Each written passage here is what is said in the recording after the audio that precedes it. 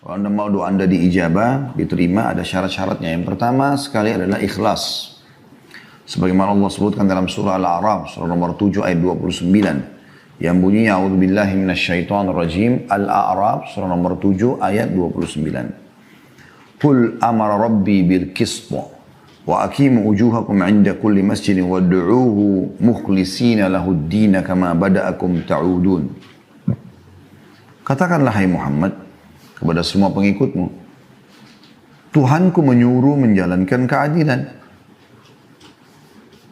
Dan katakan pula, luruskanlah mukamu atau dirimu di setiap sholat arah kiblat. Dan berdoalah, ini saksi bahasan kita, pada Allah dengan mengikhlaskan ketaatanmu kepadanya. Sebagaimana Dia Allah telah menciptakan kamu pada permulaan, demikian pula lah kamu akan kembali kepadanya. Jadi di sini ada perintah untuk ikhlas. Juga sabda Nabi SAW riwayat Abu Daud, Inna Allah la yaqbalu amalan illa ma kana khalisan liwajhi. Allah tidak akan terima amal kecuali ikhlas kepadanya. Jadi kalau teman-teman berdoa, jangan sama sekali ada indikasi riya. Karena lawan ikhlas adalah riya. Ingin pamer, ingin dipuji, ya. Dan setiap kali ada masuk sedikit masalah itu, stop, langsung berhentikan. Ya, lawan dia. Jangan ikuti bisikan syaitan. Karena syaitan selalu mengajak kita negosiasi. Yang kedua, syarat diterimanya doa, memuji Allah atau tahmid. Dan juga membaca salawat kepada Nabi SAW. Sebagaimana Nabi SAW bersabda kepada seseorang sahabat yang masuk masjid tiba-tiba mengatakan, Allahumma gfirli, ya Allah ampunilah aku. Kata beliau, sungguh orang ini sangat tergesa-gesa. Kalau saja ia memuji Allah dan membaca salawat kepadaku. Juga sabda Nabi SAW, semua doa yang tidak membaca salawat kepadaku akan terhijab atau tertahan.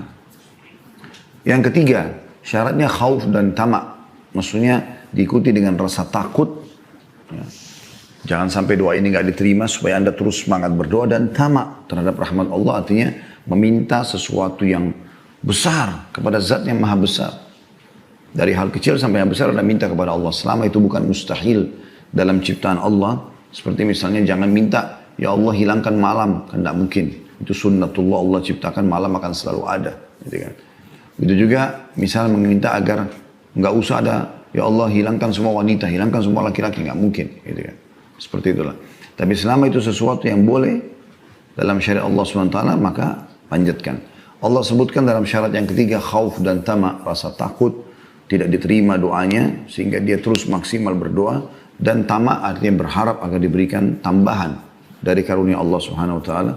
Disebutkan dalam surah Al-A'raf, surah nomor 7 ayat 56. Jadi surah yang seperti tadi ya, tapi ini ayat 56-nya.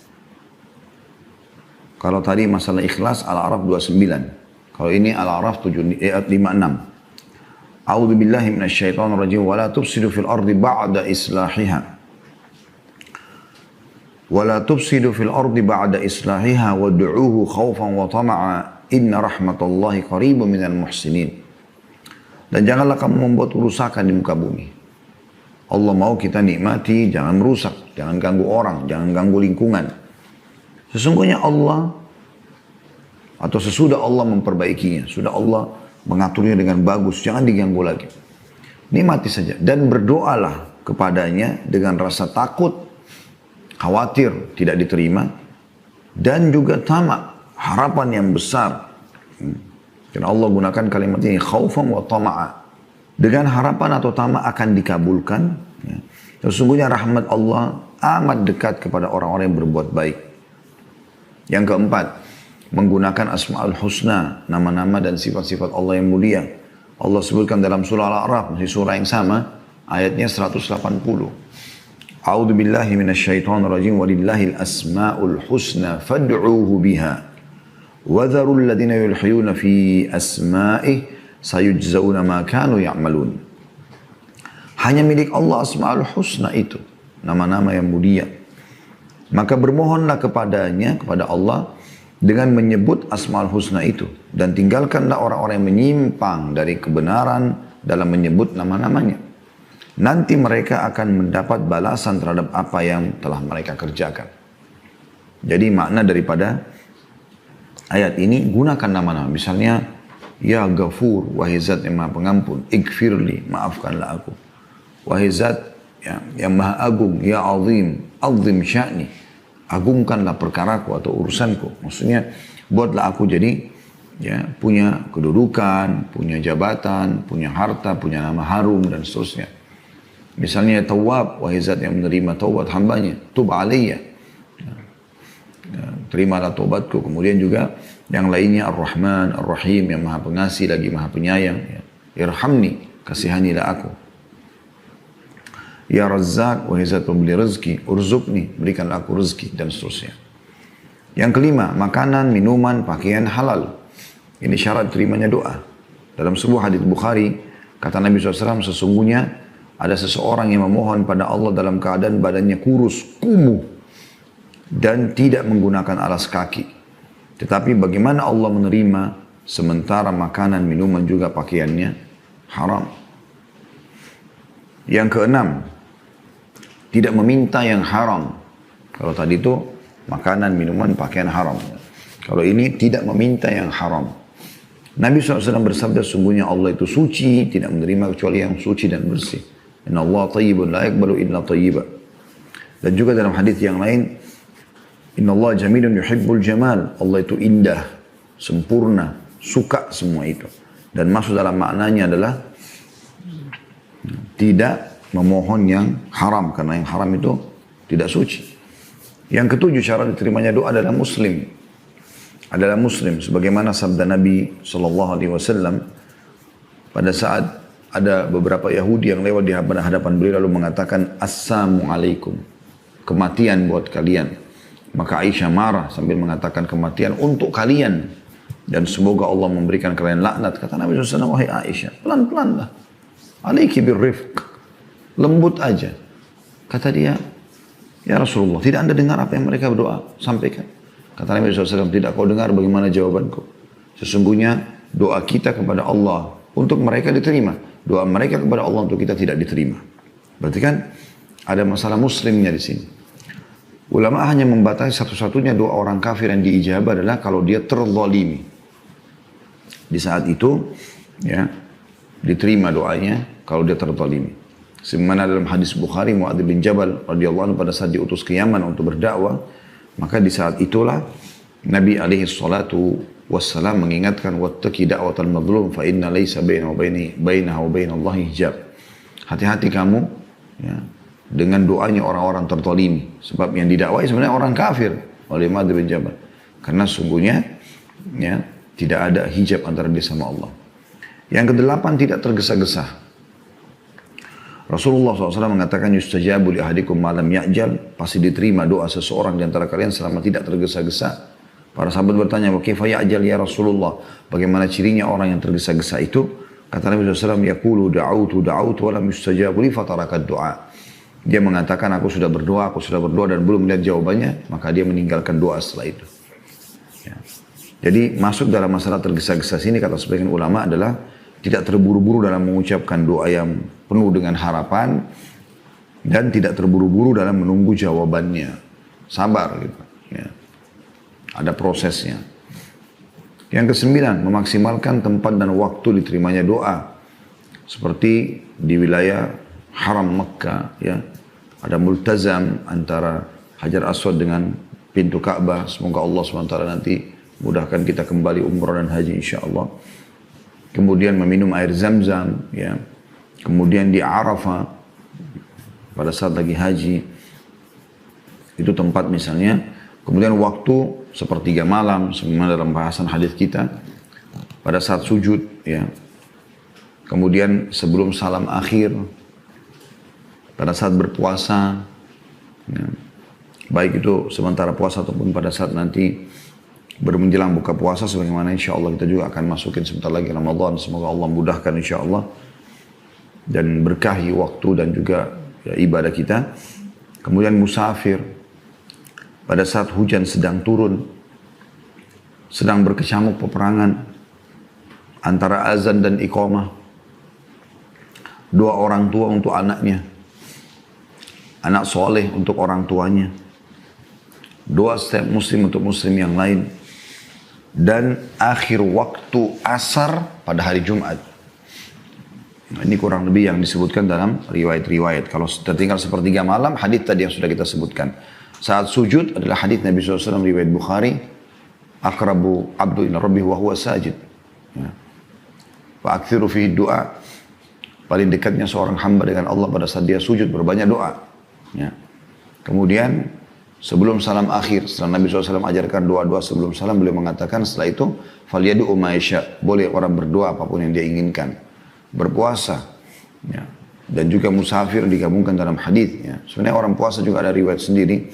Kata Nabi SAW, sesungguhnya orang yang puasa ya, memiliki waktu yang diijabah oleh Allah Subhanahu Wa Taala. Riwayat lain menjelaskan pada saat menjelang buka puasa, tapi umumnya mulai dia puasa ya, dari setelah pas sahur sampai menjelang buka puasa semuanya waktu mustajab. Musafir pun begitu, kata Nabi SAW, dua yang tidak ragu lagi doanya diijabah atau tidak ditolak, yaitu orang yang berpuasa dan musafir. Juga pada saat hujan sedang turun, pernah hujan turun, Nabi SAW mengatakan ini rahmat Allah sedang turun, berdoalah. Pada saat perang lagi berkecamuk, kata Nabi SAW dalam sebuah hadis yang sahih, ya, bahwasanya di seperti keadaan inilah pada saat perang lagi berkecamuk, doa tidak ditolak. Kemudian juga antara azan dan iqamah sudah masyhur, kata Nabi SAW dalam hadis, tidak akan ditolak doa antara azan dan iqamah. Doa orang tua buat anaknya, ya, sabda Nabi SAW, ya, termasuk doa yang mustajab adalah doa orang tua buat anaknya. Ya. Makanya orang tua tidak boleh sembarangan mengucapkan kata-kata yang buruk sehingga menjadi doa buat anaknya. Itu juga anak soleh yang mendoakan orang tuanya. Kita tahu dalam hadis yang masyhur kan, kalau anak Adam meninggal dunia terputus sumber pahalanya kecuali dari 3, sedekah jariyah, ilmu bermanfaat, atau anak soleh yang mendoakan.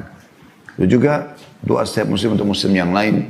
Kata Nabi SAW dalam hadis sahih, doa muslim terhadap untuk muslim yang lain ala zahril ghaib, tidak bertemu, tidak berhadapan. Dia doakan saudaranya dari tempat lain pada saat lagi sholat, pada saat selepas sholat, pada saat antara azan dan iqamah dan seterusnya.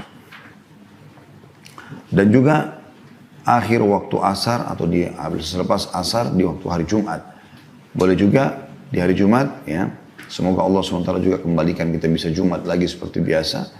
Itu terjadi juga di saat khatib lagi duduk di khutbah kedua sampai diiqamahkan sholat. Dan ini dua-dua aja riwayatnya. Kata Nabi SAW, hari Jumat ada 12 waktu, tidak ada seorang muslim yang berdoa pada saat itu kecuali diijabah. Dan fokuslah ya, pada saat khatib sedang duduk ya, di khutbah kedua sampai diiqamahkan sholat.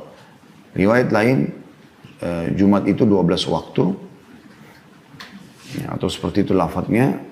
Saya tidak terlintas sekarang tepat lafadznya, tapi Nabi SAW mengatakan bahwasanya ya, waktu mustajab ya, di hari Jumat itu adalah selepas asar sampai terbenam matahari. Ada banyak kisah-kisah tentang mustajabnya doa Nabi SAW, dan itu terlalu banyak bahasanya tentunya. Tapi di antaranya pernah ada seseorang datang kepada Nabi SAW, Nabi lagi khutbah Jumat, kemudian orang ini tiba-tiba teriak-teriak mengatakan, ya Rasulullah dari luar masjid. Maka Nabi SAW mengatakan, malak, ada apa dengan kamu? Lagi khutbah, dia berhentikan khutbah. Orang lagi hening mendengarkan khutbah Nabi SAW. Maka dia mengatakan, telah terputus jalan-jalan, mati hewan-hewan ternak kami, bahkan kering, kami pun tidak bisa minum, tidak bisa masak, segala macam. Tidak ada air. Mohonlah kepada Allah, seakan-akan dia mau mengatakan, mumpung anda di atas mimbar, mohon kepada Allah supaya turun hujan. Maka kata Anas bin Malik, perawi hadis ini, radhiyallahu anhu, pada saat itu saya melihat ke langit karena masjid Nabi itu tidak ada atapnya. Langit seperti kaca, nggak ada awan. Kalau tidak ada awan, tidak hujan. Karena air dibawa oleh awan dengan hikmah Allah, turunlah hujan dari situ. Semana Allah sebutkan dalam ayat-ayat Al-Quran. Dan kita sudah tahu prosesnya memang seperti itu. Maka kata Anas bin Malik, Nabi SAW pun berdoa dengan mengucapkan 2 kali, Allahumma agithna, Allahumma agithna. Ya Allah berikanlah kami hujan, berikanlah kami hujan. Maka tiba-tiba kata Anas bin Malik, belum khutbah Nabi SAW selesai, kecuali Madinah sudah dipenuhi dengan awan-awan yang gelap, lalu turunlah hujan lebat. Dan kami tidak melihat matahari selama sepekan.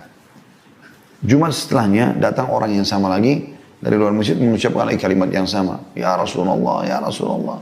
Kata Nabi SAW, ada apa lagi? Dia mengatakan, ya Rasulullah, terputus jalan-jalan kami. Hewan-hewan kami bisa binasa, kami pun bisa binasa. Karena ini banjir sekarang, hujan terus.